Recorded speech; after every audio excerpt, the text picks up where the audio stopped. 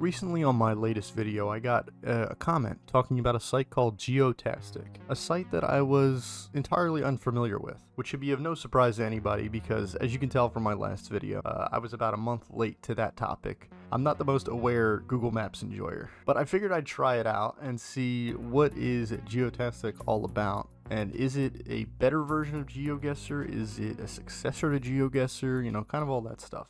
As a basis, Geotactic is an alternative site to Geoguessr and is almost entirely free to play with a donation-based model with statistics and all that kind of stuff that comes with running the site. If you want to donate to the site, you can go ahead and do that at geotastic.net. I'll leave a link, but for the most part, it is free to play. So I figured I'd go try it out and see what all the modes are like on the site. When you go to the site, you're greeted with the homepage. It's got 6 different modes on the bottom: high score hunts, local games, challenges, online lobbies, matchmaking, and then Geotastic on stream. At a base level, the site is very browsable and understandable. It's very intuitive. It's got daily challenges on the bottom and community events as well. But the modes I was the most curious about were the matchmaking and then online lobbies. When you go into matchmaking, it is basically the online version of Geoguessr. It's the same thing. It's got a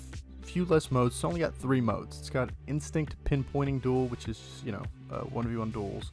Country battles, which is similar to Country Royale, but a little bit different. I'll explain that in a minute. And then flag battle duel. To start out with, these are 3 good modes, but the country battle mode that I played was the only one I played, and there's a reason for that, and I'll get into that a little bit later as well.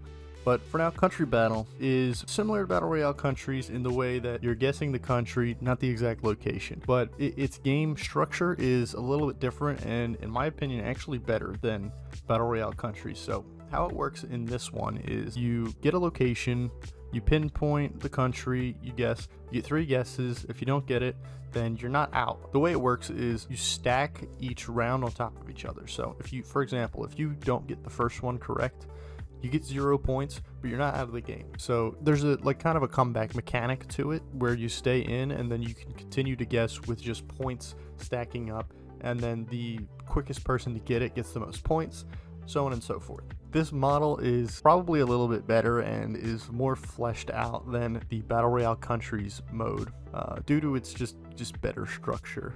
But I didn't play the other multiplayer modes simply because there were not enough games or players. Herein lies the biggest issue I have with this site, and it is simply that there's not a huge multiplayer player base, which I know is not going to be a deal breaker for some of you. For me, it is though. The thing I enjoy most about Geoguessr is its multiplayer modes, and I know that's not the case for everybody, but for me it just is. And when I go onto this site, I logged on about 3 times at different times, because the first time I logged on, there was very little people playing. I'm talking about less than 10 players, like 4 games going on, and I wanted to see, maybe I'll wait for more players to be on. The 3 times I got on, there was not more than 20 players playing the game. This is, I think, the biggest issue or hurdle that Geotastic has as a competitor or alternative to Geoguessr. A lot of people who play Geoguessr play it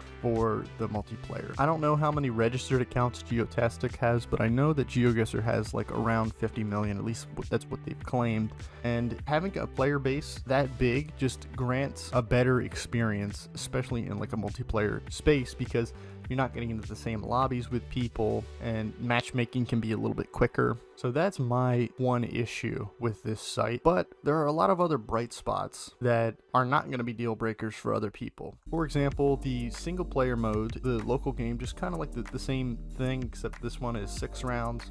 Geoguessr's 5, just if you want to hop into a different country, world, whatever. That's entirely free to play, and you can go on and play as much as you want and try out the site, but it isn't the mode that I play the most.